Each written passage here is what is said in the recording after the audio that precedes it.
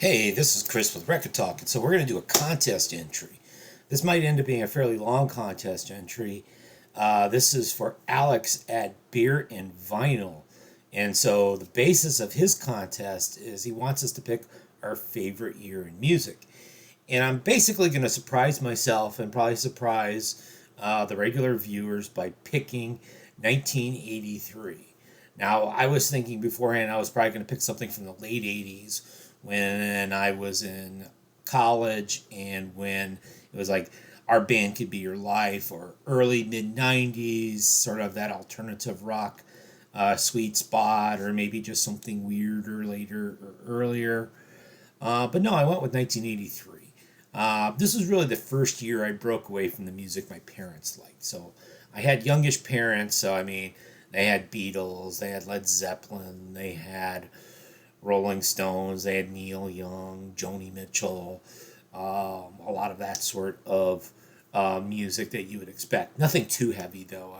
Heavier stuff like Deep Purple, you wouldn't find in their collection. Uh, they were too old for punk, so we never had any punk. So I was like 13, 14 years old, 8th or ninth grade. I was partying like it was 1983. I turned 14 at some point in 1983. So, of course, partying like it was 1983 for me at that point would probably encompass things like drinking root beer, watching one of my friends got their hands on an R-rated tape and watching it on a VCR, or playing a rousing session of Dungeons and Dragons and making saving throws with the D20. But what reigned in 1983? Well, at least if you were a white teenage boy from middle America, it was hair metal and hard rock. And I looked at my collection. I actually own more hair metal from this year than any other. And a lot of it was stuff that I originally had on cassette, and I got rid of most of those cassettes at some point. I kind of made a hard move away from that genre later in the 80s as I got older and I became sort of a indie rock snob. 1983, 84 would probably be the peak for hair metal. Some of the stuff I've rebought over the years for nostalgic reasons. So, of course, we've got, I think this was the first heavy metal record to ever be number one on the Billboard chart. So, this is Quiet Riot Mental Health. And so, of course, you've got the ubiquitous band photo with their big hair on the back.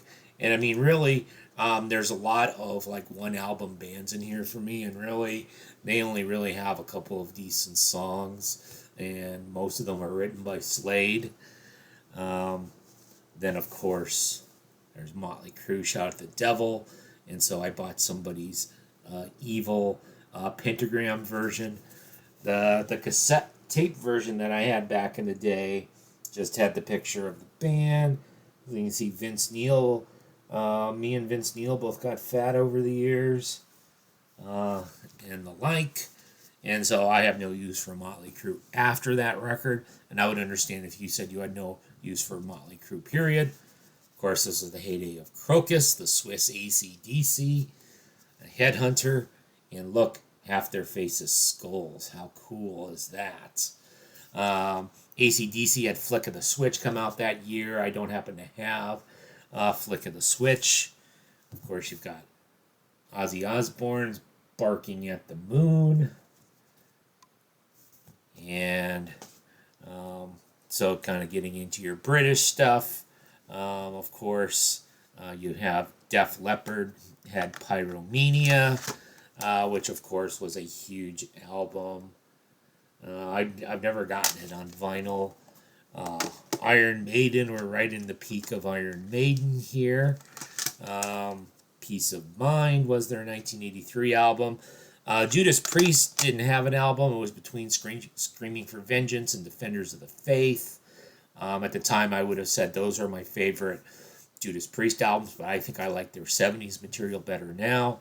And of course, my introduction to Black Sabbath was with the Ronnie James Dio, and then the one Aberrant album with Ian Gillan from Deep Purple singing that came out in 1983. And of course, Dio had Holy Diver, which I don't have, but I have this cheapo Dio Comp that has Holy Diver on it.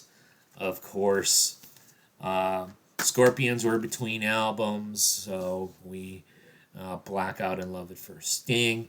Accept had Balls to the Wall, which I somehow never owned, although I was probably the perfect age to have been buying that album then. I didn't really get into thrash till later, but Kill 'Em All by Metallica did come out in 1983. You see, I have a Walmart version of that album. And of course, we will talk. Next segment, I'm going to talk some more about some of the mainstream music that I was listening to in '83. Now, I wasn't strictly a hair metal guy in 1983. There was still a lot of mainstream music that I liked. And so, I mean, I was mainly hearing music either on like Top 40 radio or MTV, or maybe some of the metal would come from friends' collections, especially like friends who had older brothers. But of course, ubiquitous albums from 1983, The Police, Synchronicity. You probably know this album. U2 War, U2 starting to become big. Men at Work, Cargo. Yes, I know I'm showing the wrong Men at Work album. I realized when pulling albums that I don't actually have Men at Work, Cargo in my collection, but that's okay. John Cougar, So you got that's might be my favorite John Cougar album, or it's at least pretty close. And of course, Herbie Hancock, Future Shock. It's got Rocket on it. That electro sounding stuff. You can see pretty much different from most of the stuff I was listening to in 1983. Then of course, us young middle-aged school people, we knew about ZZ Top Eliminator, even though we probably at that point in time didn't know about all their blues boogie bass stuff from the 1970s. We knew about this slick gated synth stuff because that's gated drums and synthesizers were what we really liked in 1983. And if you want to know more about synthesizers, I'm going to go pull some singles. So, of course, there were tons of singles that came out in 1983. And when you're a teenager and you're listening to this stuff over and over on the radio on MTV, because that's where you get your music from that kind of become engraved in your mind and you remember them 40 years later. I'm going to show, it's going to be mostly picture sleeves that I have. I wasn't really collecting singles at the time, but this is more of my more recent 7-inch record addiction. So we've got In a Big Country by Big Country. Here's one of the ones that's not in a picture sleeve. So this is Party Time by Curtis Blow. So that's pretty early for hip hop in my collection. Of course, David Bowie was very commercially oriented that year. You got Modern Love there. And you got some Laura Branigan. And you got some Irene Cara. And here's another one without a picture sleeve, but I thought you got Karma Chameleon by the Culture Club. This was not popular with the metalheads or the jocks where I went to school. You've got Eurythmics, Sweet Dreams Are Made of These. Here Comes the Rain Again. The Fix, One Thing Leads to Another. Men Without Hats, The Safety Dance. Kenny and Dolly, Islands in the Sun. And then, of course, we already showed the album, Police, Wrapped Around Your Finger. Here's a romantic song. It's Not What I Like About You. And, of course, you notice I didn't show a Van Halen record before, even though that very much would have been in my listening diet in 1983. Of course, Diver Down came out in 82, and 1984 came out in 1984. But the lead single to 1984, Jump, actually came out in December of 1983. So I figured I could show it for that reason. And so now, next segment, I'm going to show you some stuff that was mainstream in the UK, but didn't really reach America yet for most of us Most of us picked up on this a little bit later. For me, it was mostly my college years picking up on that sort of music. Show that in the next segment. Okay, yeah, so here's stuff like you've got, after the Jam went away, you've got Introducing the Style Council, Mini LP. So I think this was like combining stuff together for the American market. If you dressed like either of those guys in my high school, somebody probably would have beat you up. The Cure. They were sort of between albums this year. They were releasing singles. So, for example, I have the Love Cats on a 7-inch single.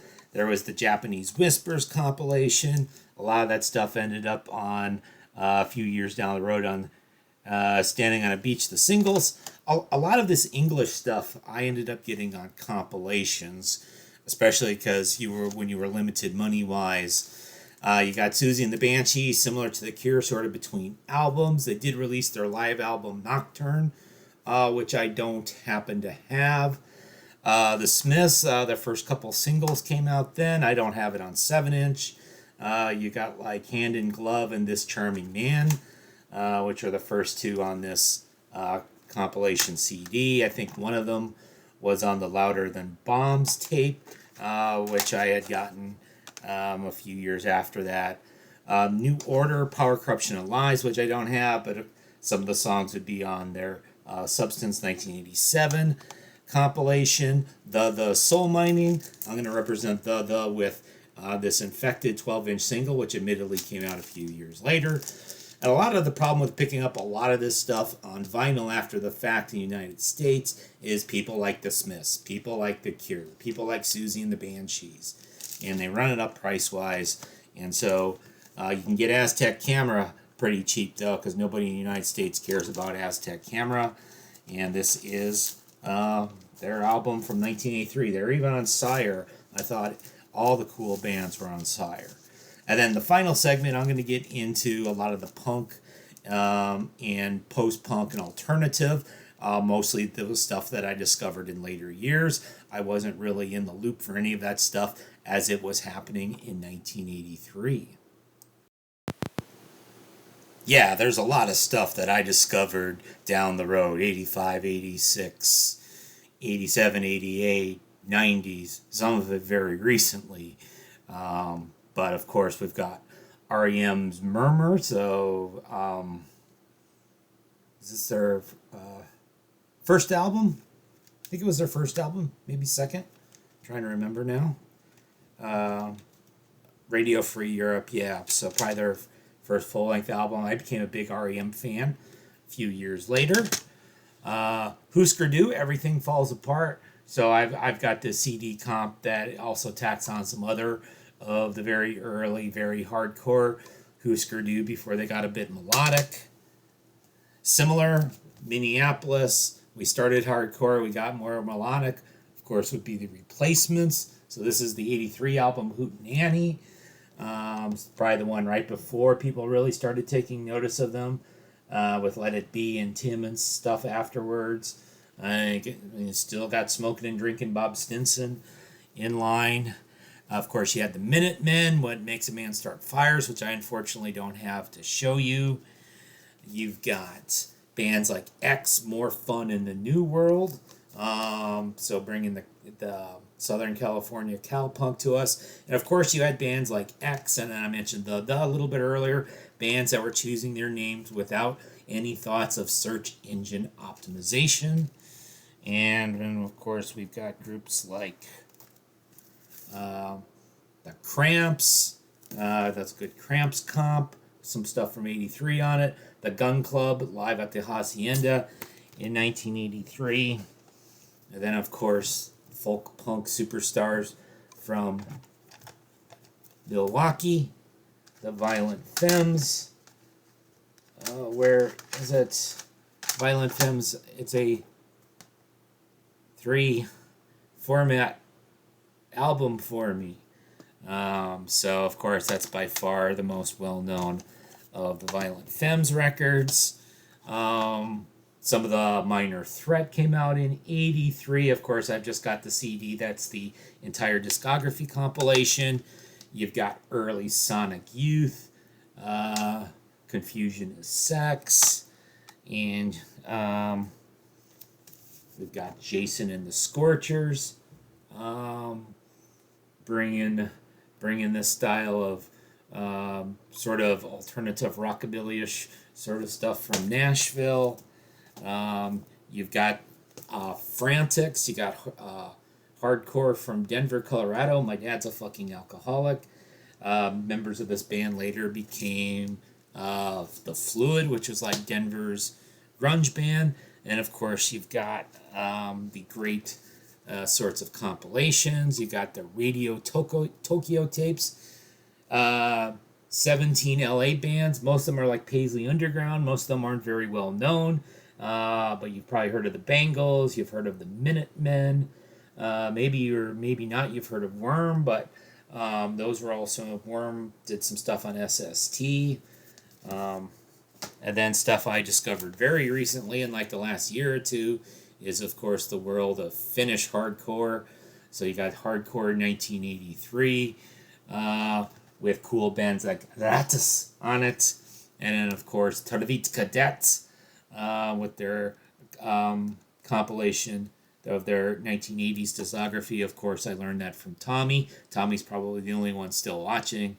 So 1983, pretty cool year, Alex, if you're still watching.